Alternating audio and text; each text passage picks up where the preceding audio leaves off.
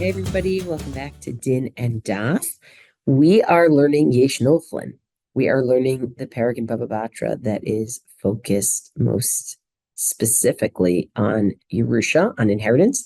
And so I thought it might be interesting to talk about how it is that daughters inherit today. So even though it's not necessarily tied to this week's daf in particular, the truth is you will see on Kuf Lamed Gimel Lamed Bet some discussion that relates, and we'll talk about that a little bit today.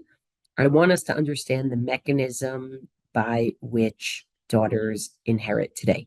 And I might add, Baruch Hashem, that daughters inherit today. So what we need to think about here is clearly there is a law in the Torah that the sons inherit, and Chazal understand, based on the laws in the Torah, that if there are sons, a daughter does not inherit. And at some point in the Middle Ages, it seems that there was a recognition that daughters needed to start getting some of the estate of their father after he died for whatever reasons. And I would say today we probably have our own reasons for thinking about why daughters should have to get their own share in the estate. And something called the Shtar Chatzi Zachar was born. The Shtar Chatzi Zachar is essentially a mechanism by which a daughter can get half of a portion of a son, or what's mentioned in the Ketzot HaChoshen, and apparently people have said that Rav Asher Weiss said that Rabbi Akiva Eger gave his daughter something else called a Shtar Zachar, Shalem Zachar, right? Something that allows her to get the full inheritance of a son. Now, we have to be careful about the inheritance piece, and we're going to examine why. So we're going to do sort of three parts here.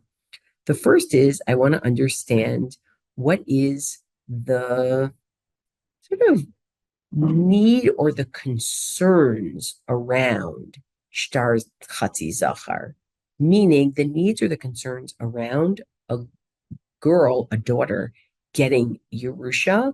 Why doesn't the father just give her a big gift in his lifetime? Why do we need the legal circumvention, which we will learn what it is shortly?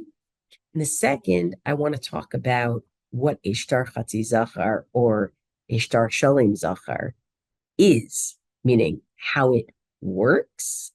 And third, I want to point out some reasons for it that people give, but also some of the common mechanisms that we see for dealing with a legal circumvention.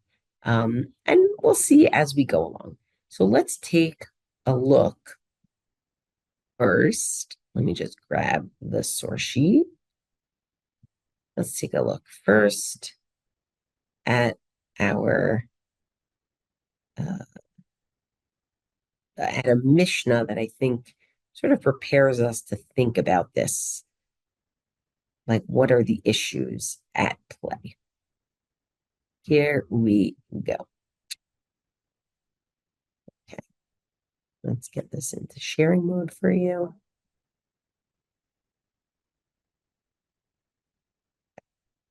So the Mishnah in Bava Batra, perek Chet, Mishnah Hay, says as follows. Ha'omer ish ploni b'ni b'chor lo yitol pishnayim. If a person says, my eldest son is not going to get the double portion that the Torah allows him, or ish ploni b'ni lo yirash im echav, or one of my sons is not allowed to get the inheritance with his brothers, lo amar klum. That is a null and void statement. That statement has no legal teeth. Why? Shehitnal mashakatuv b'Torah. Because this person had made a t'nai, a condition, against something that the Torah has written. Even though we say in general, kol t'nai shebamamon kayam, if you make a t'nai, a condition in a financial transaction, it is legal, it has teeth. When it comes to trying to make a t'nai, even with your money, that is explicitly against the Torah, no dice, right? You've seen this before. Then the Mishnah says, okay, what about an alternative way? Let's say a person, I'm going to say instead, but doesn't have to be that the Mishnah is necessarily talking the first case to the second case. Let's say a person gives a gift before he dies to his sons. Riba lechad, he gives more to one, u'mi'it lechad, he gives less to another. Vishva lehen et habechor, where he gives the bechor the same amount as opposed to a pishnayim. Tvarav kayamin. That person's words are valid. Why? Because this wasn't mitorat Yerusha. It wasn't from inheritance. It was as a gift, and a person give whatever gift they want in their lifetime.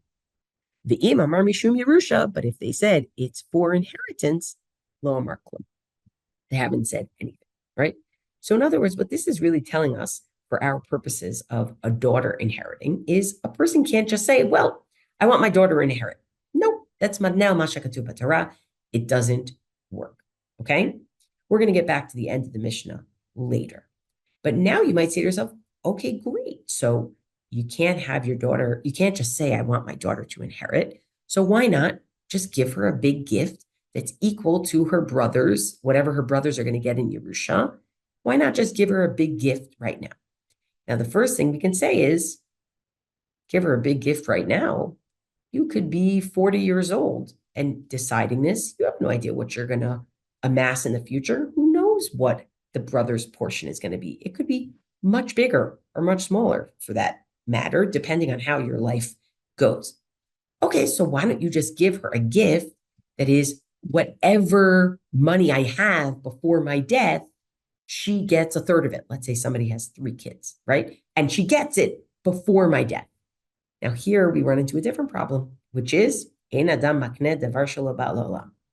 You cannot give, you cannot, sell is the wrong word, but you can't affect a proprietary transfer on something that doesn't yet exist, right? So it's interesting. I gave you here, there are actually 3 types of situations where something is lo ba l'olam.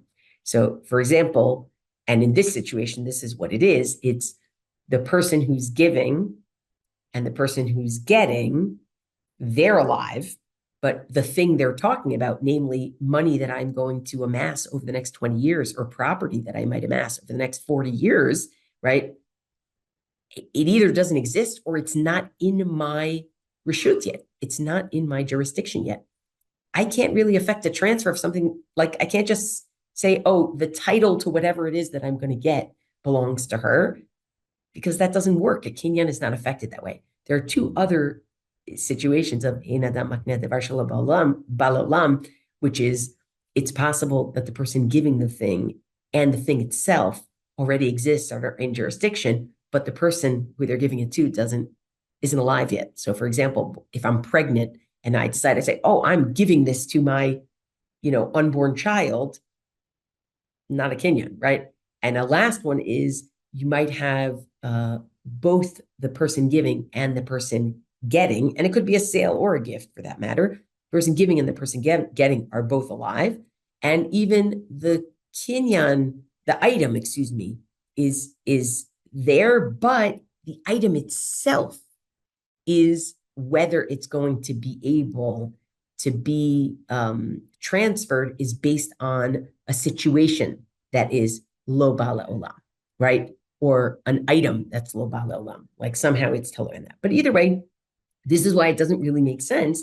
He can't just give her a gift the same as her brothers by saying, whatever it is that I acquire an hour before my death, you get a third of anything, because the stuff the person doesn't own yet, you can't really transfer. So that's why we are sort of stuck in this world of, well, if you want the daughter to get Yerusha, you need to be able to do something else. So what did our leadership come up with over the years, right? So this is interesting. The rabbis over the years, and I think the earliest time we see it might be the 14th century, but either way, what we see is the Rama, who I think is 16th century.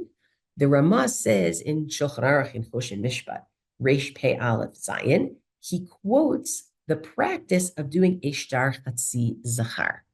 And let's see what he says about the practice. And he says it's the minhag of what they do. Nearly, he says, what we practice now to write a shtar chov, write a contract of debt, meaning the father writes that he owes his daughter money, ulehatnot, but makes a condition, she'im yitain lebito chelek chatzi zachar, but if he gives his daughter half a portion of a son's Yerusha, yiftor min hachov, he will be pater from the debt, right? That's what shtar chatzi zachar is. It's the father writes a shtar, I owe my daughter such and such amount of money, but if I pay her instead a half a portion of one of my son's Yerusha, meaning the equivalent, then I am pater from my debt. So instead of saying my daughter should get Yerusha with my sons, it's my daughter is owed a debt by me. In order to avoid having to pay the debt, I, or more likely my sons, will give her a half of one of their portions, or they'll have to pay her the debt, right? Yorshim inherit their parents' debt. So this is really brilliant. And the Ramah says, in this situation, tzarich litain la b'kol asher lo, she should get her money, whether it's in the form of a chov, or if it's in the form of half of an amount of a portion that one of the sons is getting. She should get it from everything, meaning there aren't other things that preempt it. So, for example, ktuba money can't be taken out of that to preempt, ktuba money that's owed. Because sometimes when somebody owes someone money, we might say, or is trying to make a transaction, we might say, well, there might be other things that the money has to be used for first. In this situation of shtar chatzi zachar, nope, there's no other lien on that money. De'ikar hu hachov, because the debt is the principal. So either they have to fulfill the condition, which is give her a half a portion of a son, or they have to pay her the debt. And that's the minhag, right? And then right underneath, the Ktsot HaChoshen has umaseh b'shtar shalem zachar. You don't have to do a shtar chatzi zachar, half of a portion. You could do shtar shalem zachar, a full portion, right? So this is very interesting. I want us to just think about this mechanism a little bit. The mechanism for getting a daughter a share or a half a share of an inheritance is as a voluntary choice, because the sons want to avoid having to pay her the debt. I mean, the debt is obviously has to be like a big debt that they're not going to want to pay, but it can't be too big, because if it's too big, then we think he doesn't mean it, right? We have a problem, another problem called asmacht. But the point is here, it's as an avoidance tactic that the brothers say, well, instead of paying you that big chov, we'd rather just give you a half a portion or a full portion, depending on what the shtar said. Now, I want to just remind us, we saw this kind of thing when we looked at the heteriska. The heteriska,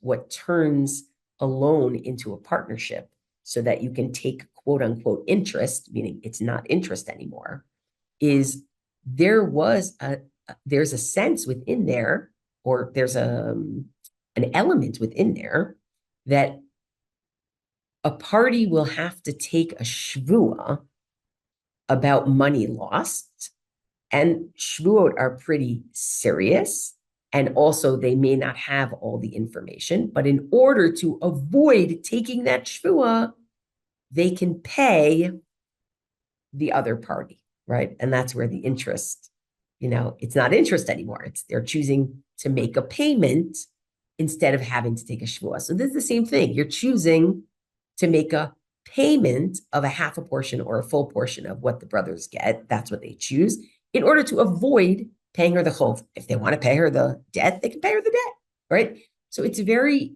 just a very creative, circumvention, because it moves something that is about Yerusha into something that is about chov, and being a t'nai in chov. And that's a classic circumvention move.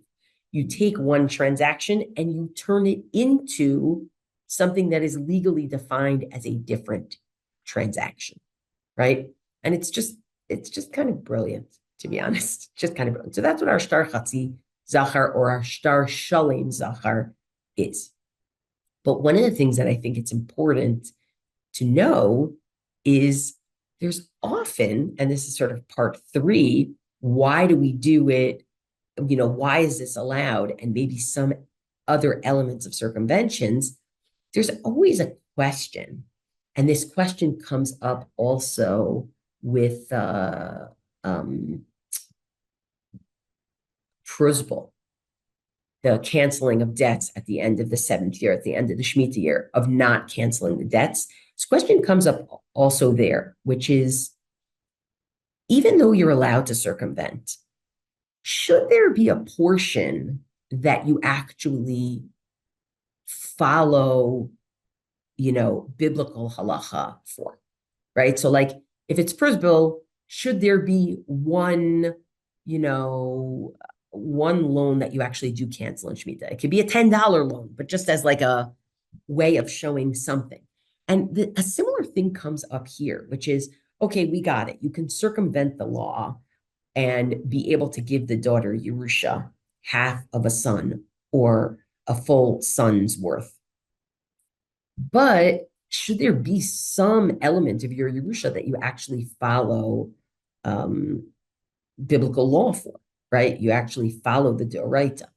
And that's where I want to get us back up to our original Mishnah, where I said I would continue later, because it's actually ratcheted up here. It's not just a question of, well, maybe to do the spirit of the law, you should do it halachically, take a portion of the Yerusha and only give it to the sons and give the Bechor double and all that. But it's ratcheted up a little bit, because the Mishnah that we read originally ends like this. Hakotev et nechasav la'achirim v'iniach et banav ma she'asa asui. If somebody writes away all of their possessions before they die to others, and essentially gives nothing to their children, so they leave no Yerusha to their children, what they've done is legally valid, but ela ein ruach chachamim nochayimenu. But what they did, the rabbis really don't like what they did, right? It's the spirit of the rabbis is not happy with them, right? And then Rabban Shimon ben Gamliel says, Im lo hayu banav noagim kashira. Well, if his kids were no good, zachor latov, then we remember him positively for doing such a thing and not giving them Yerusha, right? That latter part we can talk about some other time. But the point is here, what I'm worried about is, wait a second, the Mishnah says, we don't want you, to write off the Yerusha from your sons. Now, you might say to me, you're not writing off the Yerusha from your sons. You're writing off a piece of their Yerusha. And that's a logic that plenty of people use. But I think it's interesting to consider this explicit language in the Gemara in Bava Batra, Kuflu Lamed Gimel Amud Bet. To Amar Shmuel Rav Yehuda, Shmuel says to Rav Yehuda, Shinana, my sharp student, lo tehave be abure achsanta. Don't be in a house where inheritance is moved from its rightful heir. Vafilu mibra bisha libra tava. Even inheritance that's moved from a bad son to a good son. V'kol shekein mibra librata. How much more so should you not be in a house where Yerusha is transferred from a son to a daughter? Okay. Now, again, you might say the sons are still getting Yerusha, so it's not. And plenty of people do make that argument, but I think it's interesting to consider that there are some poskim who say, because of that, we'd like you to leave, some element of your Yerusha where you actually do it based on biblical law. Maybe your furniture, like the Bechor gets double and only the boys inherit, right? That's what some people say. Other people just say, what do you mean? They're getting plenty. That's not a problem, right? But for that reason, I want to go into a little bit of the logic behind why this is permitted. And there's lots of different logics that people give, But I want to read specifically from the Gesher Hachaim. One second. Okay. So the Gesher Chaim writes, Heyot sheminhag ha'olam ulashir gam lebanot. Because the custom of the world is to also give Yerusha to daughters, v'hu gam chok hamedina, and it's also the legal requirement. Misha einav birosho, somebody who has common sense, mahader lashir b'tzavato gam lebat, b'lashon matana. He should try to give in his will also a gift to his daughter, right? A gift, meaning not Yerusha. Now, after this, he says, use the shtar chatzi zachar. But right now, he's saying, give something to her in form of a gift. Okay. And of course, if he's giving her a gift, it has to be before his death, right? The debt has to be required to be like takef before his death, right? Chada, why? He says, first, shemin hakovei halakha. Says the custom of the society often determines halachically what we do. Now he's talking about in Dinei Mamonot, there is often a situation where we care about the societal standards, even for halachic purposes. So he's saying it's significant that this is what people do in society. That's not nothing. And I like that because I think oftentimes where we have this sort of internal, external debate where it's sort of like, well, if that's what they're doing, we don't want any part of it. And here it's sort of like, well, if that's what society does, we need to think halachically about it. Shenit, a second reason he's worried, he doesn't want her going externally, back to internal, external. He doesn't want her using erkaot shel goyim, which is halachically problematic, to take her Yerusha. He doesn't want her using secular courts to take that Yerusha, right? Which would be a halachic problem, right? And also because it's going to cause strife among them, right? Now, I think you could also say, and I might say this in different language, which is women, and other people do say this, but women have financial responsibilities in a different way, right? There's a recognition that you need money in life, and women need money just as much as men need money today. But that might also be sort of what's in the minhag hamedina kind of concept, right? It's just the way that we deal with money in society and who owns money, you know, etc. And then he says, Umisha lo ishir klal tzava'a. If a person didn't leave a will, yahadru habanim lihishtabot v'lateid michalkam lebanot mitam haniskar la'el. He says the sons, they should take it upon themselves to make sure that their sister or sisters get a share. And how much more so should all these considerations matter vis-a-vis a man's wife, right? Instead of the sons inheriting and just supporting her from their estate, which is how the halachic system worked, it's, you know, this has to be, or paying her ketubah from their estate. This has to be a situation where she's going to get a proper chelek, right? So I think it's interesting. Some of the people who say, some of the poskim who say, we don't want you to do that, like leave $1,000 of the inheritance that you give Pishnaim to the oldest, and you only give it to the sons. Some of them say, because they're going to fight over this. Like this is not, it's not considered fair anymore. Right? It's not considered fair. So I think it's interesting. I mean, legal circumventions in general raise all sorts of questions of what is a legitimate motivation for a circumvention? What is a legitimate way to do a circumvention? And I think it's interesting to see here that some of the issues in legal circumventions in general, whether it's the issue of turning something from one transaction into something that's done to avoid a payment or to avoid a shvua or to avoid something, right? You've now turned it into a different transaction. Whether it's the question of whether, for the spirit of the law, so to speak, you should do some that's al pi chukat Torah instead of using circumventions for all of it, and whether it's some of these questions of what logic is considered legitimate to enter into the halachic discourse? How much are we concerned about the outside world? And that's part of our logic. How much are we embracing what's going on in the outside world? And that's part of our logic. So there's just very interesting stuff here. And I hope that as you're learning Yesh Nochlin, it'll feel, you'll have a little bit of this in the background. And I know that I try not to say too much that is related to the time when you're listening to this, but this is a few days before Yom Kippur, and I just wanted to wish everybody a Gemar Chatima Tova, and Bezrat Hashem, we should have a better year than the last. And by we, I mean the Jewish people, I mean the state of Israel, and I really mean the whole world. There is a lot of difficulty in the whole world. All right, speak to you soon.